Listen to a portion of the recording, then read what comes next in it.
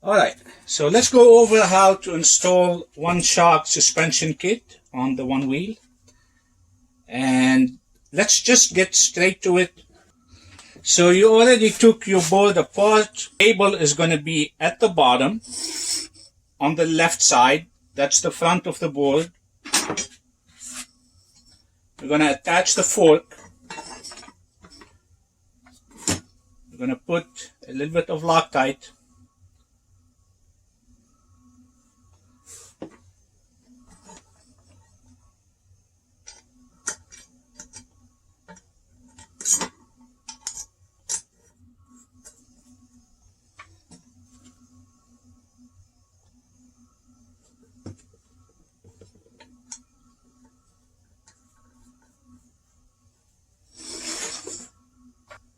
And let me go ahead and tighten all four.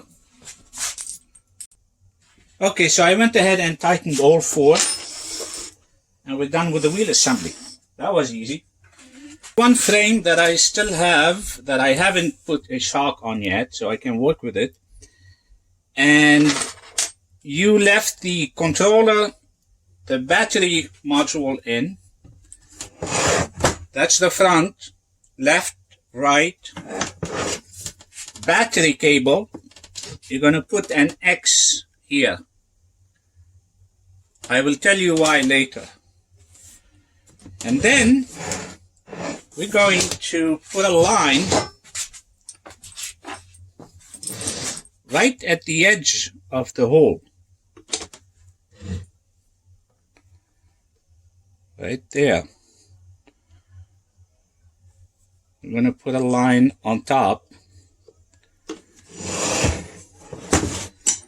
And then we're going to move the line on the front. Okay. And then we're going to measure 10 millimeter.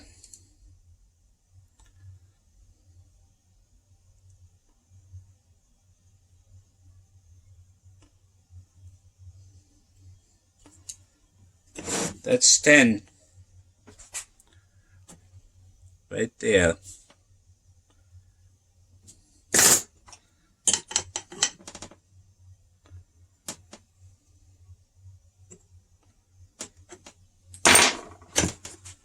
Okay, so the line is going to be aligned with the side of the hole. Move it to the front. Then there's going to be 10 millimeter between this line and this line. And here is why. You're going to get a little template like this. That's going to help you put the holes in the right spot. We're going to do another line, right? That way, you know, it's going to be right there after we remove them. So let's remove the rails. Okay, so we're going to put them next to each other.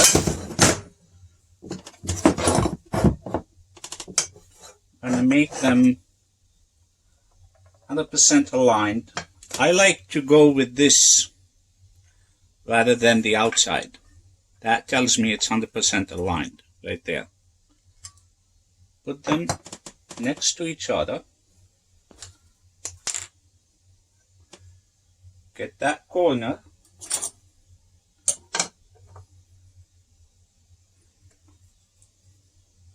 Make one line. And make the second.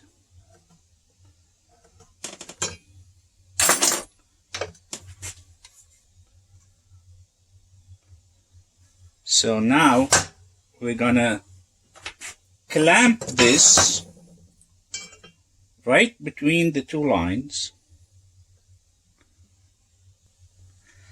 Okay, so I clamped this between those two lines. Forget about this, you don't need it no more. And that's going to keep it in the center when I make the holes.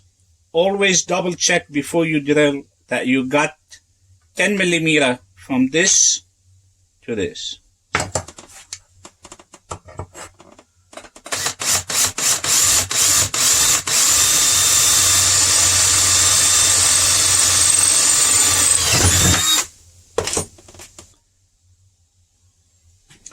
Okay, so I went ahead and finished all three.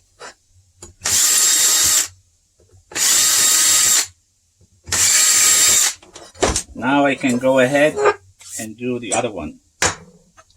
So I'm going to clamp it. Always check. Make sure that you're putting it in the right spot. It's easy to overlook something and then it's too late. So always double check.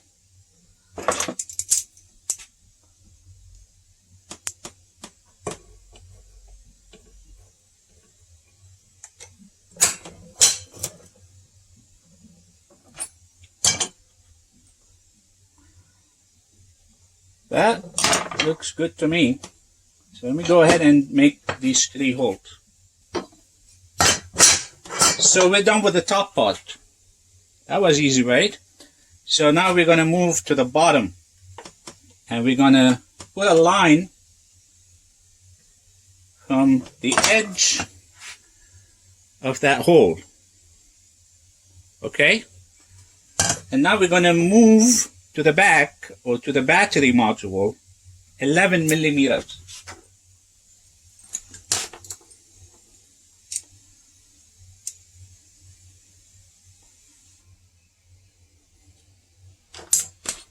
That's 11.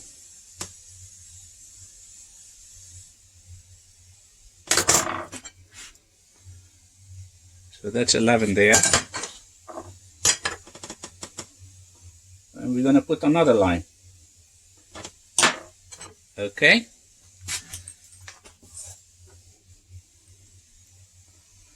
Now you're going to get a set of holders, axle holders. And they're going to have one that looks odd. It's going to look square. The other ones are hex. This one is square. This is going to go to the other side, where the X is. So the square nut goes toward the battery module, and everything else go where they go. Okay, so that's the second line, right? I'm going to put it on the edge. We're going to make a second line in. Then go ahead and put another line on the back to remember that this goes on the inside edge, not the outside. So it's going to look like this by the time we're finished. Okay? I would go ahead and do the second one as well, so I remember. So we're going to do the same thing. A line. Go by this one always. I find that to be more accurate.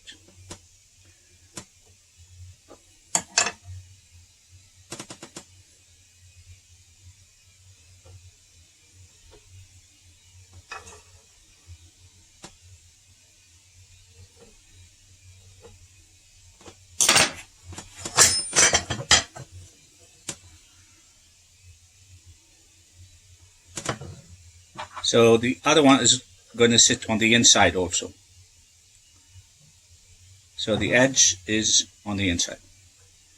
Now, we're going to place this, and I'm going to clamp it like I did with the other one. That way I know I can drill it, and it will be 100% where I want it to be. I went ahead and clamped it before I drill it in between the two lines.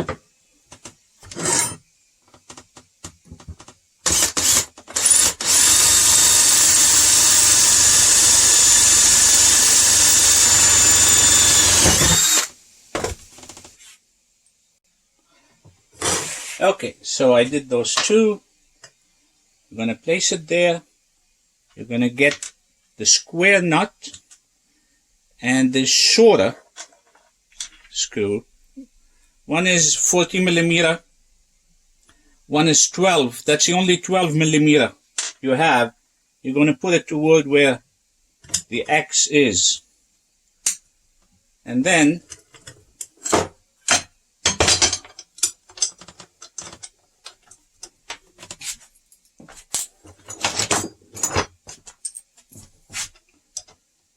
you're going to get that thing out of the way. Put the second one with a washer, Loctite,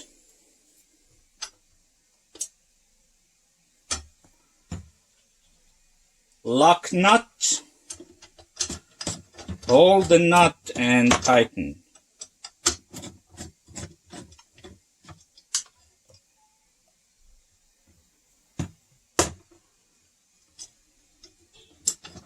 You put this square nut there because it's going to go under that big battery cable where that big nut is. You don't have much space.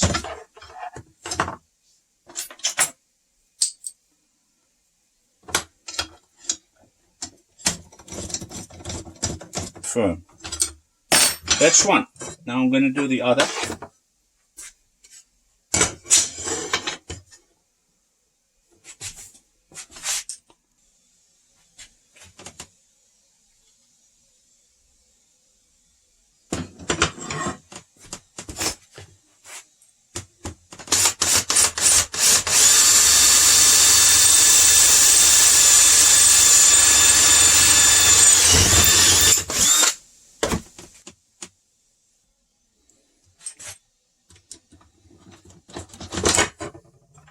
We are basically done with the majority of the work. So let's go ahead and place back these two.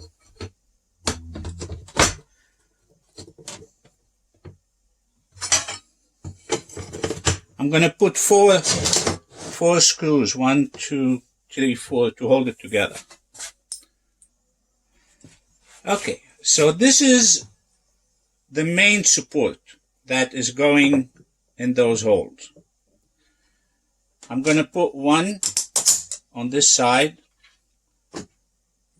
one on the other side.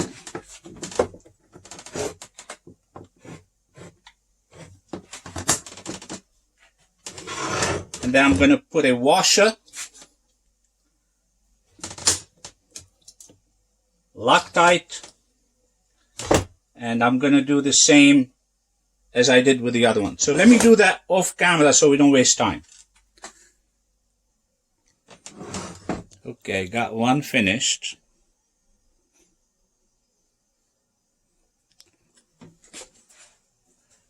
Now I'm going to do the other side.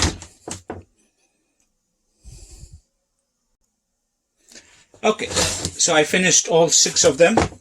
I think that's the part that takes most of the time. And I'm going to remove these 2 screws. Okay. So left side of the cable at the bottom, this is going to point in. There's going to be some flex here. You're going to insert this side in here. And then you're going to lift, drop it, and it's in there. Move the battery cable under the 2 bolts. Push this in. Bring the battery cable. This cable has to be under the 2 bolts because the fork, when it's moving, it's going to move away from it. Let's put this in. Let's put the motor cable. Go ahead and put back those 2 screws.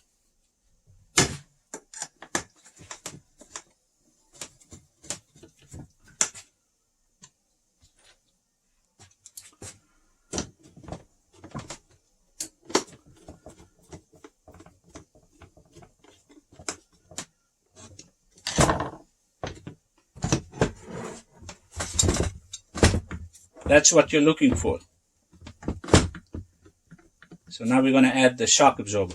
But before we do that, let's put these two nuts here.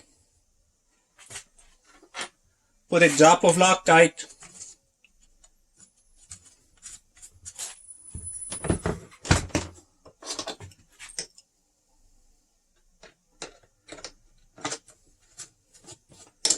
Close it all the way. Once you get to the end and it doesn't turn anymore, you're going to go back quarter of a turn. Okay, so the other one is done. Let's go ahead and put the shock absorber.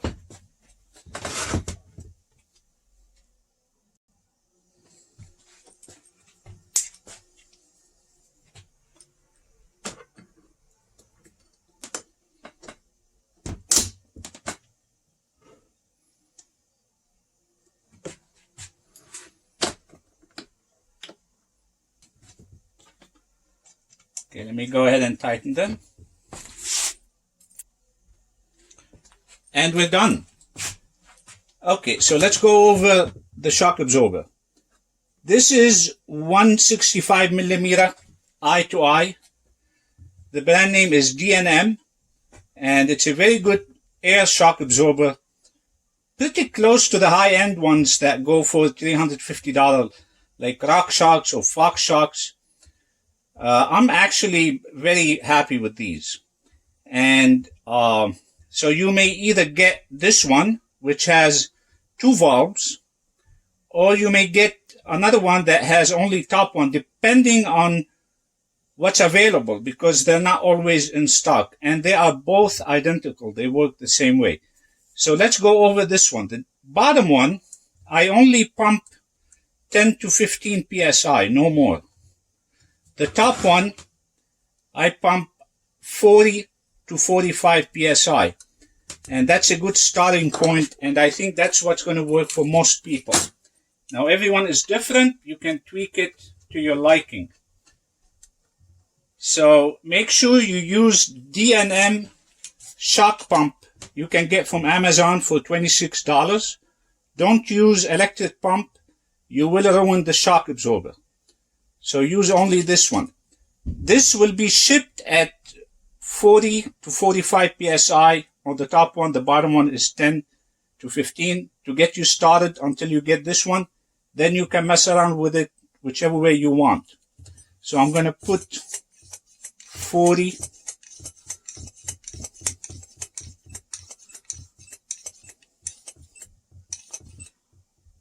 Okay, that's 45. And if you need to let air out, you can press here and go down. Because it goes down very little, which is the way you want it. Okay, so that's 45. And that's where I'm going to leave it for me.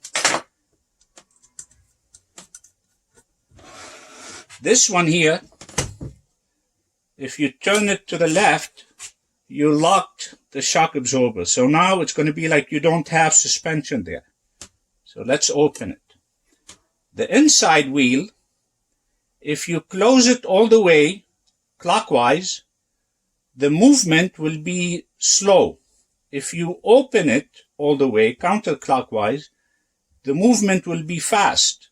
You want it somewhere in the middle. I usually open it all the way and close 12 clicks. Not turns, clicks. You will feel the click when you turn. So I already have it at 12 clicks from opening. Some people may prefer more, less. That's the beauty about it, is that you can adjust it to the way you like. Okay, so I think we covered this. I'm going to go ahead and finish up. One more thing. The back bumper,